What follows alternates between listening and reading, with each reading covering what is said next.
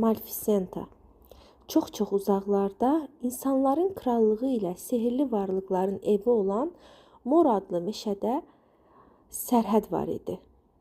Bu sehirli meşədə qanadları və böyük gücü olan gözəl bir pəri yaşayırdı. Adı Malfisenta idi. Malfisenta mor torpaqlarını qoruyurdu və çox xeyirxah idi. Malfisenta'nın uşaqlıq dostu Stefan adlı bir insan övladı var idi. Onlar birlikdə oynayır və bir-birlərinə söz vermişdilər ki, heç vaxt ayrılmayacaqlar.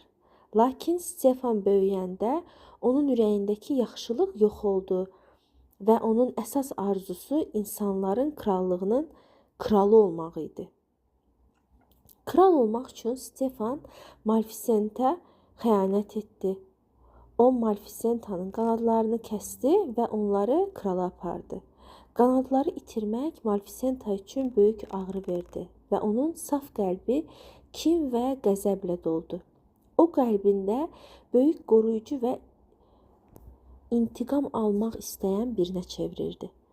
İllər keçdi. Stefan kral oldu və onun Aurora adlı kiçik bir qızı dünyaya gəldi. Kral Stefan qızının ad gününü şənliyini keçirdi. Lakin Malfisenta'nı dəvət etmədi. Qəzəbli Malfisenta şənliyə gəldi və körpə Aurora'nın üzərinə dəhşətli bir lənət qoydu. Aurora 16 yaşı tamam olanda barmağını cəhrənin iynəsinə batıracaq və əbədi bir yuxuya gedəcək. Bu yuxunun yalnız əsl sevgi öpüşü poza bilər. Lakin pərilərindən biri lənəti tamamilə poza bilmədi. Biraz yumşaltdı. Aurora yuxuya getmədən əvvəl onu həmişəlik yatmaqdansa yuxuya getməyi arzuladı. Kral Stefan qorxdu və Aurora'nı 3 mehriban pərinin himayəsinə verdi. Onlar Aurora'nı uzaq bir meşə evində lənətdən qorumaq üçün böyütdülər. Malfisenta həmişə Aurora'nı izləyirdi.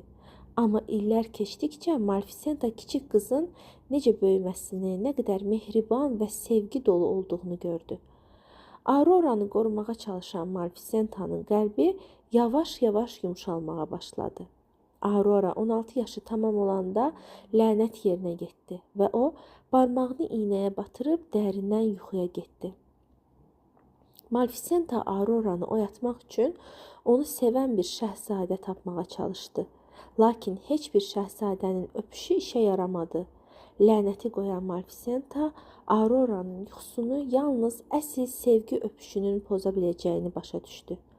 O kədərli halda